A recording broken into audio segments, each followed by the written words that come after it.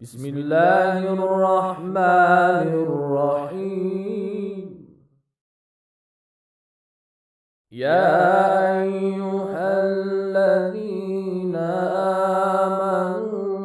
أطيعوا الله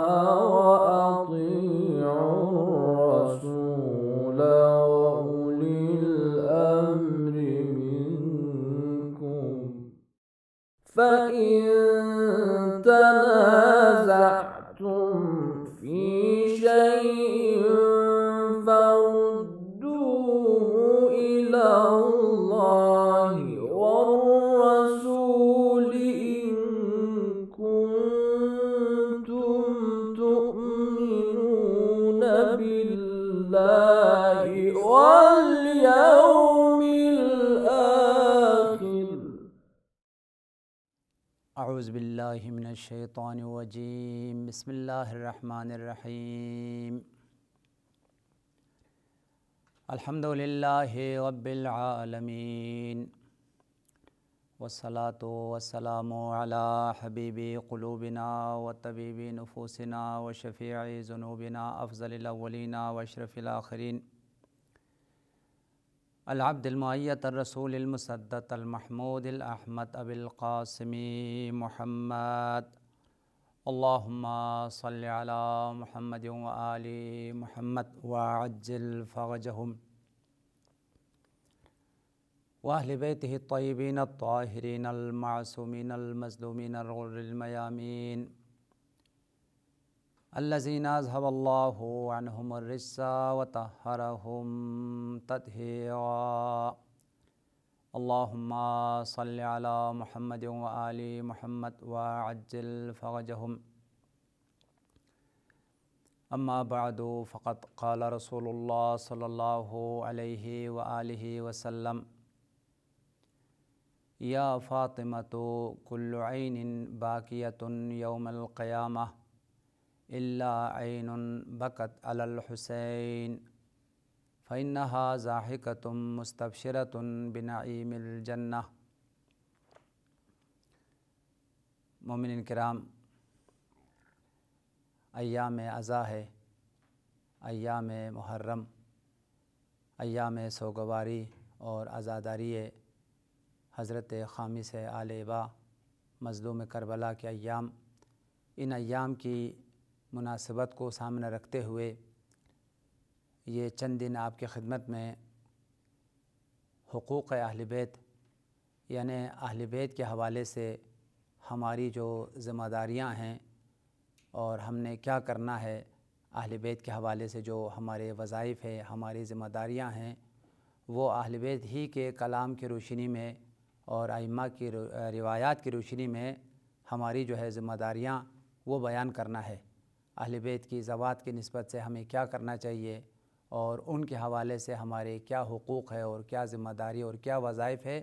وہ انشاءاللہ اس عشرے میں آپ کی خدمت میں جو ہے وہ ایک ایک کر کے تفصیل کے ساتھ بیان کرنے کی کوشش کروں گا.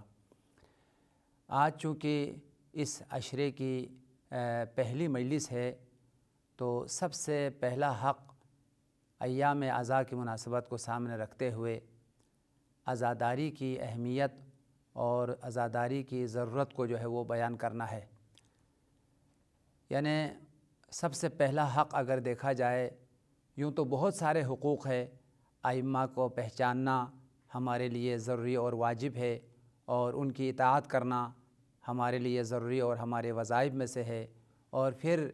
ان کے ساتھ محبت کرنا اور ان کی ولایت کو قبول کرنا، ان کی امامت کو قبول کرنا، بہت سارے حقوق ہیں ائمہ کے جن کو بجا لانا ہمارے لیے ضروری ہے. اور ان تمام سب حقوق کو یہ سب ہماری ذمہ داریاں ہیں. لیکن سب سے پہلا حق جو آج بیان کرنا ہے وہ اہل بیت کی عزاداری کرنا اور ان پر گریہ کرنا اور ان کی مظلومیت کو، ان کی غربت کو، ان کے مصائب کو، ان پر جو مظالم ہوئے ہیں ان کو بیان کرنا اور ان مظالم کے اوپر اور ان مصائب کے اوپر جو ہے وہ گریہ کرنا اور عزاداری کرنا ہماری ایک اہم ترین ذمہ داریوں میں سے ہے. لہٰذا آئیے اب روایات کا مطالعہ کرتے ہیں کہ کس قدر روایات میں عزاداری کی تاکید کی گئی ہے اور عزاداری کی سفارش کی گئی ہے اور عزاداری کو اہمیت اور فضیلت دی گئی ہے، اور پھر عزاداری کے کس قدر اجر، ثواب اور اس کے عظیم آثار کو جو وہ بیان کیا گیا ہے۔ حقیقت میں مختصر لفظوں میں یہ کہنا چاہتا ہوں، دین مقدس اسلام کی ایک عظیم ترین عبادت جس کو ہمارے بزرگ علماء نے، فقہاء نے اعظم العبادات قرار دیا ہے، یعنی عبادات میں سے عظیم ترین عبادت، بزرگ ترین جو عبادت ہے وہ اہل بیت پر گریہ کرنا ہے، اور خاص طور پر مظلوم کربلا خامس علیبہ مولا امام حسین کی جو ہے وہ عزاداری کرنا ہے۔ عزاداری کرنا ایک طرح سے دین کی بقا، دین کی تحفظ کا بہترین سبب اور وسیلہ ہے، اور دوسری طرف سے عزاداری تمام انسانوں کی مغفرت کا وسیلہ ہے، نجات کا وسیلہ ہے، اور دونوں جہان، دنیا اور آخرت دونوں کی جو سعادت اور خوشبختی کی جو عظیم ترین چابی ہے اور وسیلہ ہے وہ آل محمد کی عزاداری ہے، اور خاص طور پر مظلوم کربلا حضرت امام حسین کی عزاداری اور مولا کی سوگواری ہے۔ امام حسین کی عزاداری دین کی بقا کا راز ہے، دین کی حفاظت اور دین کی دوام اور دین کے استحکام کا بزرگ ترین وسیلہ جو ہے وہ حسین ابن علی کی عزاداری ہے، اور اس عزاداری کے ذریعے سے ایک طرح سے دین کو تقویت ملتی ہے، دین کے لیے استحکام حاصل ہوتا ہے، اور دین کی مضبوطی دشمنان اسلام کی نابودی بھی ہے، اور علاوہ اس کے کہ انسان کی گناہوں کی مغفرت کے لیے، خدا کی رضا اور خوشنودی کے حصول کے لیے، اور ائمہ کی شفاعت کے حصول کے لیے، خلاصے کے لفظوں میں عرض کروں دنیا اور آخرت دونوں کی عظیم کامیابی حاصل کرنے کے لیے جو مؤثر ترین نسخہ ہے، جو کبریت احمر ہے، جو اعظم عبادت ہے، وہ مظلوم کربلا کی عزاداری ہے۔ اس وجہ سے بے شمار روایات میں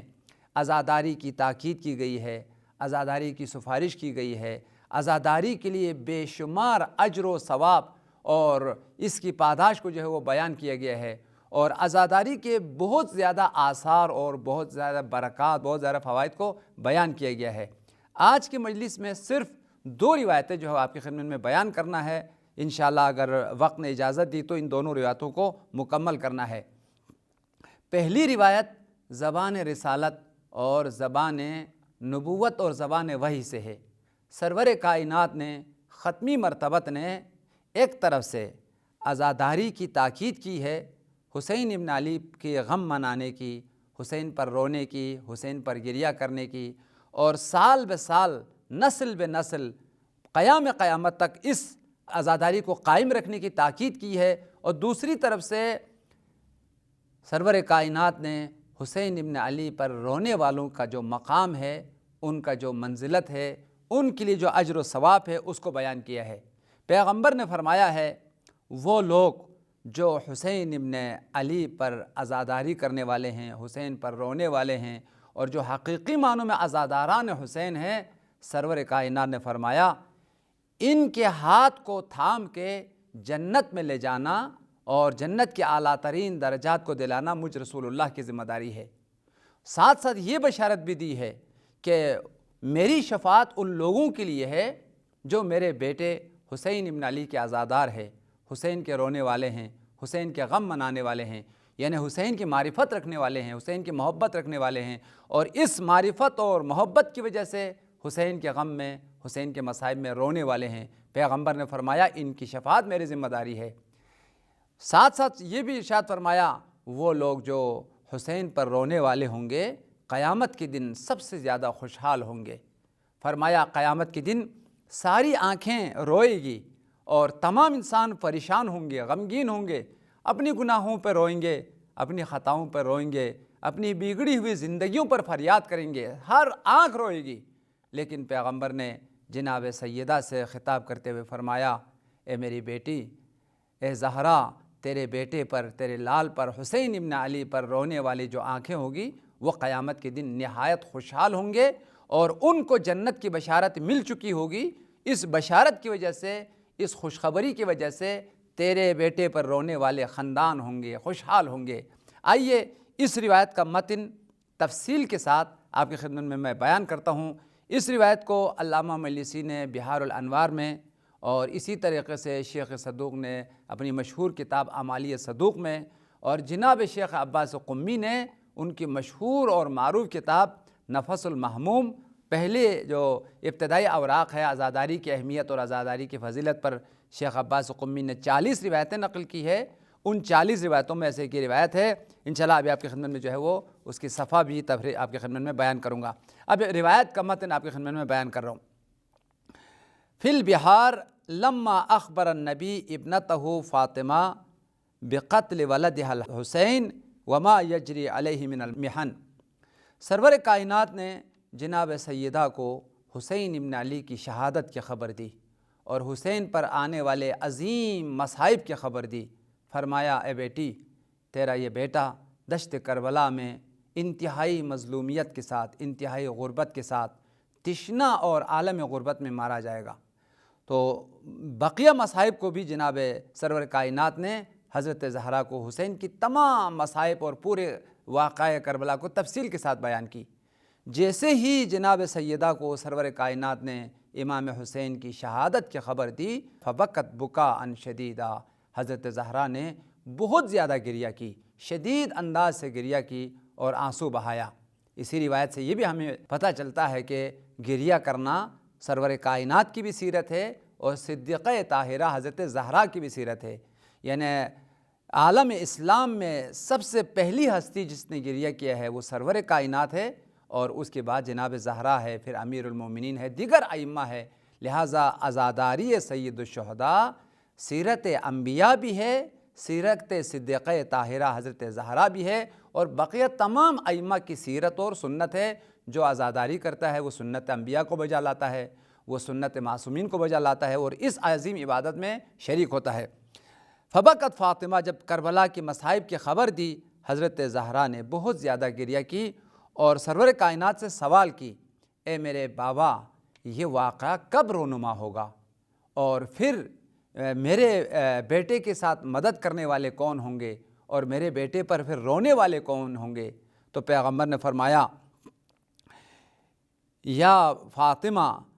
جناب زہرا نے فرمایا، یا ابا متی یکون ذالک، یہ واقعہ کب رونما ہونے والا ہے، یہ قصہ کب پیش آنے والا ہے؟ پیغمبر نے فرمایا، فی زمان خال منی ومنکی ومن علی، ایسے زمانے میں اس وقت یہ واقعہ کربلا رونما ہوگا کہ اس زمانے میں نہ امیر المومنین ہوں گے، نہ تو ہوگی، اور نہ حسن، ہم میں سے کوئی بھی اس زمانے میں موجود نہیں ہوگا۔ فاشتد بکاؤہا، تو جناب زہرا کی بکا مزید ان کی جو ہے وہ گریہ اور بکا میں جو ہے وہ شدت آیا اور بہت زیادہ جناب سیدہ نے گریہ کی۔ مزید پہ جناب سیدہ نے پیغمبر سے سوال کی، یا ابتا من یبکی علیہ ومن یلتزم باقامت العزاء لہ، کون لوگ ہوں گے جو میرے بیٹے پر گریہ کرنے والے ہوں گے، یعنی وہ کون لوگ ہوں گے جو میرے بیٹے کے عزادار ہوں گے، حسین پر رونے والے ہوں گے، ومن یلتزم باقامت العزاء لہ، اور وہ کون لوگ ہوں گے جو میرے بیٹے کے لیے فرش عزا بچھائیں گے، حسین کے لیے عزاداری کریں گے، اور کون حسین کا عزادار ہوگا؟ پیغمبر نے فرمایا، اے میری بیٹی، اللہ تعالیٰ ایک برگزیدہ، ایک منتخب قوم کو پیدا کرے گا، اور وہ قوم، اس قوم کی عورتیں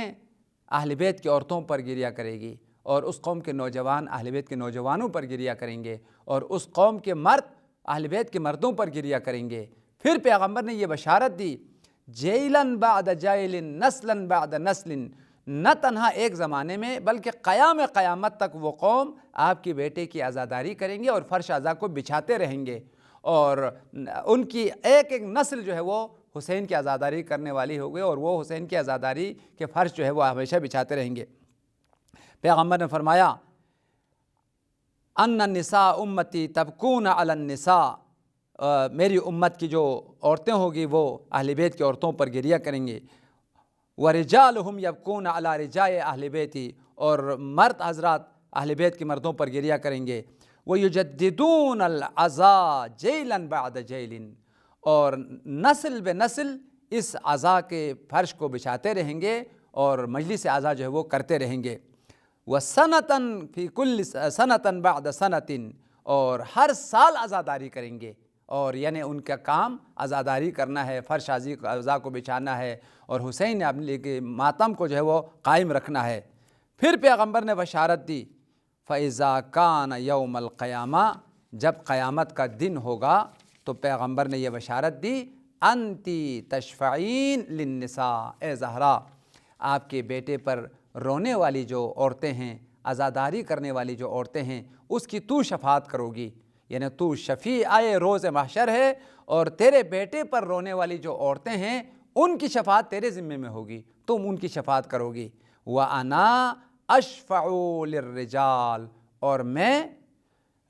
وہ مرد حضرات جو حسین ابن علی کے عزادار ہیں، حسین پر رونے والے ہیں، ان کی شفاعت کا میں ذمہ دار ہوں۔ دیکھیں دونوں بشارتیں پیغمبر نے دی، عورتوں کو بھی شفاعت کی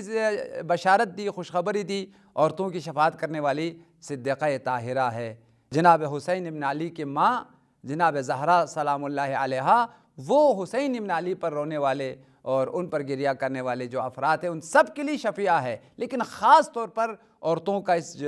روایت میں ذکر آیا ہے کہ انتی تشفعین للنساء، آپ شفاعت کرو گی عورتوں کے لیے، وہ عورتیں جو حسین ابن علی کے عزادار ہیں، فرش آجا بچھانے والی عورتیں ہیں، ان کی شفاعت کی ذمہ داری آپ پر ہے۔ وَأَنَا أَشْفَعُ لِلرِّجَالِ، اور میں حسین ابن علی پر رونے والے مردوں کی شفاعت کا ذمہ دار ہوں، ان کو شفاعت کروں گا۔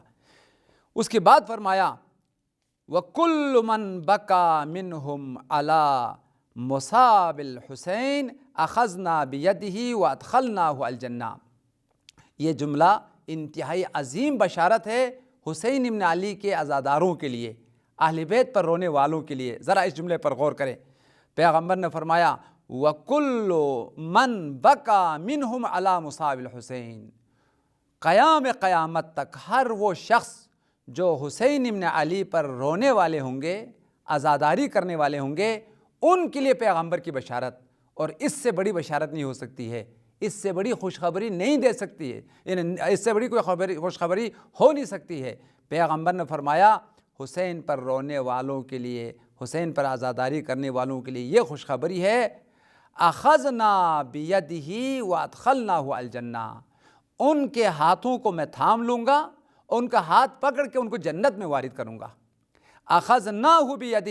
ان لوگوں کا ہاتھ میں پکڑ لوں گا جو حسین ابن علی کے عزادار ہے، وادخلناہ الجنہ، اور میرے بیٹے میرے لال حسین پر رونے والوں کو جنت میں داخل کرنا اور ان کو جنت میں وارد کرنا مجھ رسول اللہ کی ذمہ داری ہے۔ پھر مزید فرمایا یا فاطمۃ کل عین باکیۃ یوم القیامہ، اے فاطمہ قیامت کے دن ہر آنکھ روئے گی اپنی خطاؤں پر، اپنی گناہوں پر، ہر انسان پریشان ہوگا، اور ہر آنکھیں ندامت اور پشیمانی کی آنسو گرائے گی اور روئے گی۔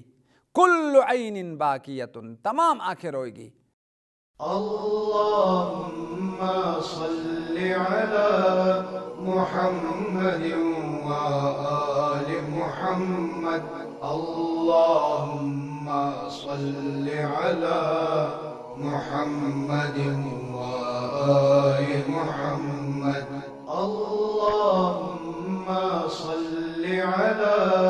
محمد وآل محمد، اللہم صلی علی محمد وآل محمد۔ قیامت کا دن قیامت ہے، ہر انسان کے لیے پریشانی لاحق ہے، ہر انسان کے لیے اضطراب ہے، وحشت اور دہشت ہے، لیکن پیغمبر نے خوشخبری دی الا عین بکت علی مصاب الحسین، مگر وہ آنکھیں جو حسین ابن علی پر گریہ کرنے والی آنکھیں ہیں، حسین کے مصیبتوں پر رونے والی آنکھیں ہیں، ان کے لیے پیغمبر نے بشارت دی فَإِنَّهَا ضَاحِكَةٌ مُسْتَبْشِرَةٌ بِنَعِيمِ الْجَنَّةِ، یہ آنکھیں خوشحال ہوں گی اور یہ آنکھیں نہیں روئے گی، قیامت کی دہشت اور قیامت کی وحشت میں یہ مبتلا نہیں ہوں گے۔ یہ لوگ کون لوگ جو حسین کے عزادار ہے، دنیا میں رونے والے، دنیا میں اشک بہانے والے قیامت میں نہیں روئیں گے، وہ حسین ابن علی کی شفاعت، ائمہ کی شفاعت پائیں گے، پیغمبر کی شفاعت پائیں گے، اور رحمت کی فرشتے انہیں جنت کی بشارت دیں گے۔ دیکھیں اس روایت میں یہ لفظ آیا ہے مستبشرۃ بنعیم الجنہ، اللہ تعالیٰ ان لوگوں کو جنت کی بشارت دیں گے۔ تو وہ جنت کی بشارت ملنے کی وجہ سے وہ خوشحال ہوں گے اور قیامت کی ساری پریشانیاں ان کے دل سے نکل جائے گی۔ اس روایت کو عرض کیے ہمارے محققین نے بیان کیا ہے۔ علامہ مجلسی نے بہار کے جلد نمبر 44 میں جو ہے اس روایت کو تحریر کیا ہے۔ اس روایت کا جو خلاصہ ہے، پیغمبر نے ایک طرح سے ہمارے لیے عزاداری کی جو ذمہ داری ہے اور فرش عزا بچھانے کی جو ضرورت اور اہمیت ہے اس کو بیان کیا ہے۔ پھر جو عزادار ہیں ان کے مقام اور منزلت کو بیان کرتے ہوئے فرمایا عزادار کا مقام یہی ان کا عظیم مقام ہے، قیامت کے دن عزادار کا ہاتھ رسول اللہ کے ہاتھ میں ہوں گے، اور قیامت کے دن رسول اللہ عزاداروں کو ڈھونڈیں گے اور ان کا ہاتھ تھام کے جنت میں وارد کریں گے، اور پیغمبر نے فرمایا ان کی شفاعت کی جو ہے وہ میں ذمہ دار ہوں، اور ساتھ ساتھ فرمایا تمام آنکھیں روئے گی لیکن وہ آنکھیں جو حسین ابن علی پر رونے والی آنکھیں ہوگی وہ قیامت کے دن انتہائی خوشحال ہوں گے۔ اسی طریقے سے ایک اور تفصیلی روایت حضرت سامن الحجج مولا امام رضا علیہ السلام نے جناب ریان ابن شبیب سے خطاب کرتے ہوئے فرمایا محرم کی پہلی کو جناب ریان ابن شبیب حضرت امام رضا کی خدمت میں وارد ہوا تو امام رضا نے ایک تفصیلی ایک روایت جو ہے جناب شبیب سے خطاب کرتے ہوئے فرمایا۔ اب چونکہ وقت بہت کم ہے میں اس روایت کا متن آپ کی خدمت میں بیان کرتا ہوں اور اس کی ترجمہ کر کے پھر آپ کی زحمتوں کو تمام کروں گا۔ یہ روایت بھی جو ہے عیون اخبار الرضا میں جناب شیخ صدوق نے اور بہار الانوار میں علامہ مجلسی نے تحریر کیا ہے۔ دخل ریان ابن شبیب فی اول المحرم، محرم کی پہلی کو ریان ابن شبیب حضرت امام رضا کی خدمت میں وارد ہوا۔ جب امام رضا کی خدمت میں ریان ابن شبیب وارد ہوا تو مولا نے پوچھا یا ابن شبیب انت صائم، اے شبیب کیا تو نے روزہ رکھا ہے؟ فقلت لا، شبیب کہتا ہے میں نے کہا میں نے روزہ نہیں رکھا ہے۔ امام رضا نے فرمایا ان ھذا اليوم هو اليوم الذي دعا فيه زکریا، یہ محرم کی جو پہلی تاریخ ہے وہ دن ہے جس میں حضرت زکریا نے بارگاہ الہی میں دعا کی اور یہ جملہ فرمایا رب ھب لی من لدنک ذریۃ طیبہ انک سمیع الدعاء، بارگاہ الہی میں یہ دعا کی پروردگارا مجھے ایک پاکیزہ ذریہ عطا کر، بے شک تو دعاؤں کو سننے والا ہے۔ فاستجاب لہ، تو اللہ تعالیٰ نے ان کی دعا کو مستجاب کیا اور فرشتوں کو حکم دیا کہ جناب زکریا کو بشارت دی جائے کہ ان کی دعا مستجاب ہوئی ہے، اور وہ محراب میں عبادت کر رہے تھے، فرشتوں نے ان کو بشارت دی وہو قائم یصلی من المحراب ان اللہ یبشرک بیحییٰ، تو اللہ تعالیٰ نے فرشتوں کے ذریعے سے ان کو یہ بشارت دی اللہ تعالیٰ آپ کو یحییٰ کی بشارت دیتا ہے، آپ کی دعا مستجاب ہو گئی ہے اور یحییٰ آپ کو خدا عطا کرنے والا ہے۔ پھر مولا نے فرمایا جو شخص محرم کی پہلی کو دعا کرے تو اللہ تعالیٰ اس کی دعا کو مستجاب کرتا ہے، جس طریقے سے جناب زکریہ کی دعا مستجاب ہوئی اور ان کو یحییٰ جیسا عظیم فرزند خدا نے عطا کی۔ اس کے بعد پھر مولا نے محرم کے مصائب جو ہے وہ تفصیل کے ساتھ پڑھا کہ محرم وہ مہینہ ہے جس میں دوران جاہلیت میں بھی ظلم و ستم روا نہیں رکھا جاتا تھا۔ یہ محرم ماہ حرام میں سے ہونے کی وجہ سے جنگ کرنے کو، ظلم کرنے کو، ستم کرنے کو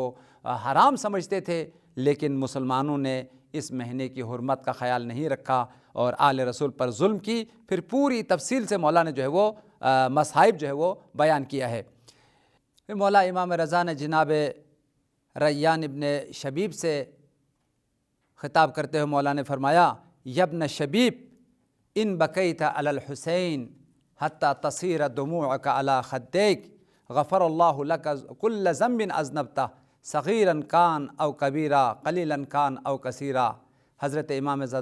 رضا نے عزاداری کی اہمیت اور عزاداری کی فضیلت اور عزاداری کے آثار کو بیان کرتے ہوئے جناب شبیب سے فرمایا اے شبیب اگر تم حسین ابن علی پر گریہ کرو گے، آنسو بہاؤ گے، حتی تصیر دموعک علی خدیک، یہاں تک کہ تمہارا آنسو تمہارے رخسار پر اگر جاری ہو جائے حسین پر گریہ کرتے ہوئے، غفر اللہ لک کل ذنب اذنبتہ، اللہ تعالیٰ تمہارے تمام گناہوں کو بخش دے گا، جو کچھ گناہ ہوا ہے وہ حسین ابن علی کی عزاداری کی طفیل، ان آنسوؤں کی طفیل پروردگار عالم بخش دے گا۔ صغیراً کان او کبیرہ، چاہے تم سے گناہ صغیرہ ہو چکا ہو یا گناہ کبیرہ ہو چکا ہو، یعنی چھوٹا گناہ ہو بڑا گناہ ہو، سب کو خدا بخش دے گا حسین کی عزاداری کی طفیل، اس اشک کی طفیل، اس گریے کی طفیل خدا سارے گناہوں کو بخش دے گا۔ قلیلاً کان او کثیرہ، چاہے یہ جو گناہ ہے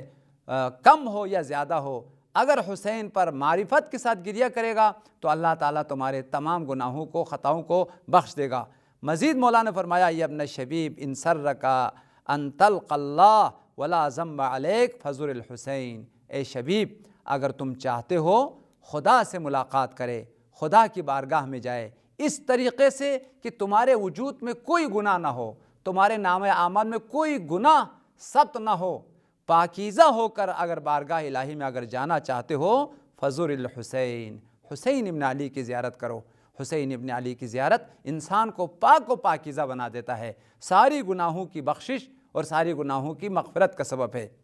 مزید مولا نے فرمایا یا ابن شبیب ان سرک ان تسکن الغرف المبنیۃ فی الجنہ مع النبی، اے شبیب تم اگر چاہتے ہو قیامت کے دن سرور کائنات کے ساتھ، سلطان انبیاء کے ساتھ، شہنشاہ جہاں کے ساتھ، پیغمبر ختمی مرتبت کے ساتھ اگر محشور ہونا چاہتے ہو اور ان کی شفاعت کو اگر پانا چاہتے ہو تو حسین کے قاتلوں پر لعنت بھیجو اور ان سے جو ہے نا وہ نفرت کرو۔ دیکھیں صاف طور پہ مولانا نے فرمایا یا ابن شبیب ان سرک ان تسکن الغرف المبنیۃ فی الجنۃ مع النبی، جنت کے اعلیٰ ترین درجات پر پیغمبر کے ساتھ اگر محشور ہونا چاہتے ہو تو فلعن قتلۃ الحسین، حسین کے قاتلوں پر لعنت بھیجو، وہ ان پر تمام انبیاء نے لعنت بھیجی ہے اور تم بھی حسین کے قاتلین سے نفرت کرو، ان پر لعنت بھیجو تو اللہ تعالیٰ تمہیں پیغمبر کے ساتھ محشور کرے گا۔ مزید مولا نے فرمایا یا ابن شبیب ان سرک ان تکون لک من الثواب مثل ما استشهد مع الحسین فقل متى ذکرته یا لیتنی کنت معهم فنفوز فوزا عظیما، اے شبیب اگر تم چاہتے ہو شہدائے کربلا کے ثواب میں شریک ہو جائے،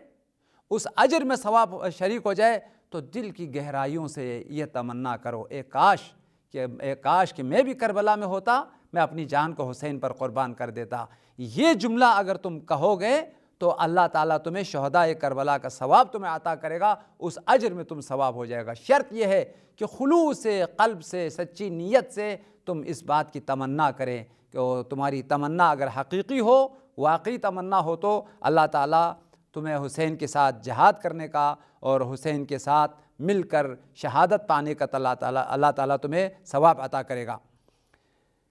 یبن شبیب ان سرک ان تکون معنا فی الدرجات العلی من الجنان فاحزن لحزننا، آخری جملے ہیں جو امام رضا نے جناب شبیب سے فرمایا اے شبیب تم چاہتے ہو جنت کے اعلیٰ ترین درجات میں ہم آل محمد کے ساتھ رہیں، ہم آل محمد کے ساتھ محشور ہو جائیں تو پھر ہماری عزاداری کو قائم کرو، ہمارے فرش عزا کو بچھاؤ، ہمارے غم کے ایام میں غم مناؤ، خوشی کے ایام میں خوشی مناؤ۔ وہ لوگ جو ہمارے غم میں روتے ہیں، عزاداری کرتے ہیں اور ہماری خوشیوں میں خوشی مناتے ہیں، وہ کل قیامت کے دن ہم آل محمد کے ساتھ جنت کے اعلی ترین عظیم ترین درجات پر ہمارے ساتھ ہوں گے۔ فرمایا یبن شبیب ان سرک ان تکون معنا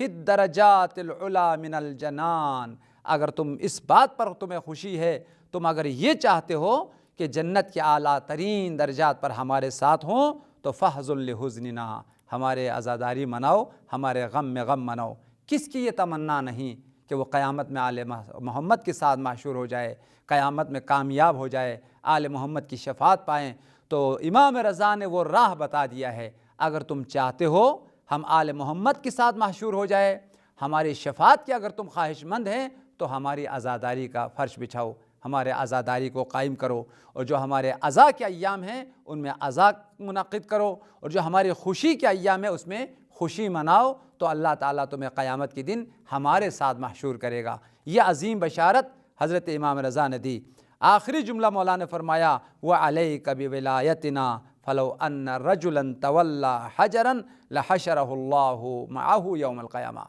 اے شبیب، ہماری ولایت کو، ہماری محبت کو ضروری قرار دینا، اپنی دل میں ہماری ولایت کو بٹھانا، ہماری محبت کو بٹھانا، اور وہ شخص جس کی دل میں ہماری محبت ہو، ہماری ولایت ہو، وہ قیامت کے دن ہمارے ساتھ ہے۔ اگر کوئی شخص کسی پتھر سے بھی محبت کرے گا تو اللہ تعالیٰ قیامت کے دن اس شخص کو اسی پتھر کے ساتھ محشور کرے گا۔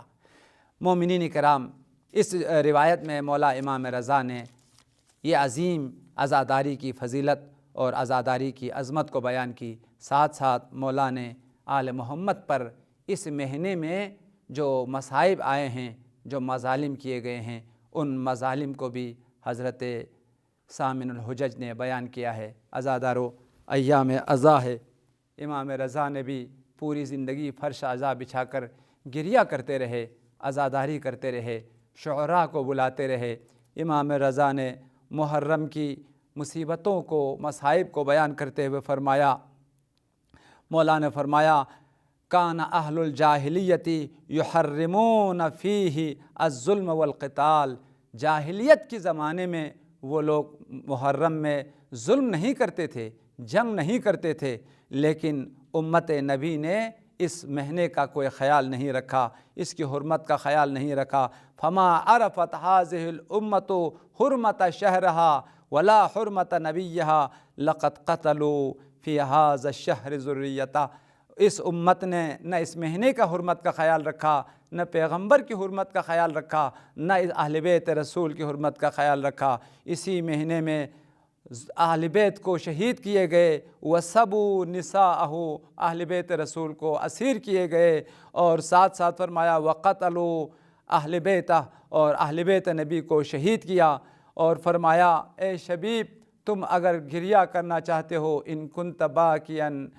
على شيء فابكِ للحسين بن علي فإنه ذبح كما يذبح الكبش۔ اے شبیب، تم اگر کسی شخص پر، کسی ذات پر گریہ کرنا چاہتے ہو تو حسین ابن علی پر گریہ کرو، اس لیے کہ حسین ابن علی کو اس طرح شہید کیا گیا جیسے گوسفند کو ذبح کیا جاتا ہے۔ فإنه ذبح، حسین ابن علی کو ذبح کیا گیا، شہید کیا گیا، کما یذبح الکبش، جیسے گوسفند کو ذبح کیا جاتا ہے۔ عزادارو، اس روایت میں امام نے کیا غربت بیان کی حسین ابن علی کو، حسین کو اس طرح ذبح کیا گیا جس طریقے سے گوسفند کو ذبح کرتے ہیں۔ جب گوسفند کو کوئی ذبح کرتے ہیں تو اس کی ذبح کو حلال سمجھتے ہیں۔ بنی امیہ نے حسین ابن علی کے خون کو بہانا حلال سمجھ کر حسین کو ذبح کیا ہے، اور اسی طریقے سے جب کسی گوسفند کو ذبح کیا جاتا ہے تو کوئی اس کی حمایت کرنے والا، کوئی اس کو بچانے والا، کوئی اس کا نصرت کرنے والا نہیں۔ حسین ابن علی پر بھی وہ وقت آیا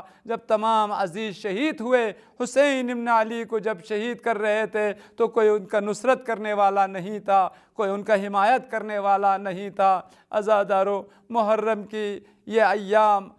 مظلوم کربلا نے سب سے پہلے اپنے جد کے روزے پہ جا کے وداع کیا۔ حسین نے اپنے نانا کے روزے سے لپٹ کر گریہ کرتے ہوئے بارگاہ الہی میں دعا کرتے ہوئے فرمایا، اللہم بحق ھذا القبر وبحق من فیہ فاختر لی ما ہوا لک رضا ولرسولک رضا۔ پروردگارا، مجھے مدینے میں رہنے نہیں دیا گیا، ترکت الخلق ترا فی ہواکا وایتمت العیال فی عراکا، لئن حنیتنی فی الحب اربا لما حن الفؤاد الی سواکا۔ پروردگارا، میں مدینے کو چھوڑ رہا ہوں، نانا کا روزہ میں چھوڑ رہا ہوں، ماں کی قبر کو میں چھوڑ کر نکل رہا ہوں۔ فرمایا پروردگار، میرے بدن کے ٹکڑے ٹکڑے ہو جائے تو میرا دل تیرے علاوہ کسی کی طرف راغب نہیں ہوگا۔ حسین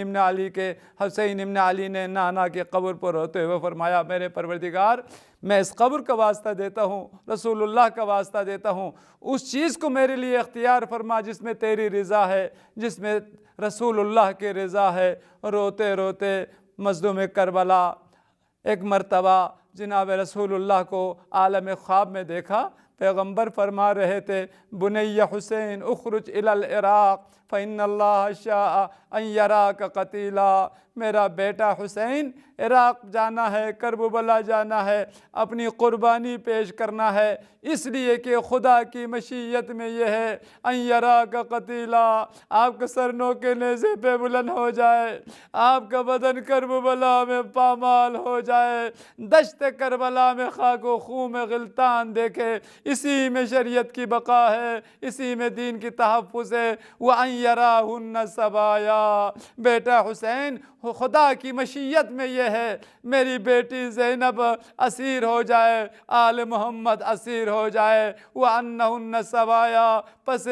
پس پشت ہاتھ بن کے شام و کوفہ کی بازاروں میں اسیر ہو کے چلا جائے، اور اسی میں شریعت کی بقا ہے۔ پروردگار حسین کی مظلومیت کا واسطہ، حسین کی غربت کا واسطہ، خدایا ان ایام عزا میں تمام کائنات کی مومنین کو بہترین طریقے سے عزاداری کرنے کی توفیق عنایت فرما۔ خدایا جملہ عزاداران کی توفیقات میں اضافہ فرما۔ خدایا عزادار واقعی امام زمانہ کے ظہور میں تعجیل فرما۔ ربنا تقبل منا برحمتک یا ارحم الراحمین۔ اللہم صلی علی محمد وآل محمد وعجل فرجهم۔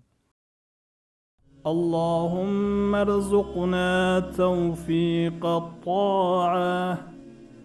وبعد المعصية وصدق النية وعرفان الحرمة، وأكرمنا بالهدى والاستقامة، وسدد ألسنتنا بالصواب والحكمة برحمتك يا أرحم الراحمين.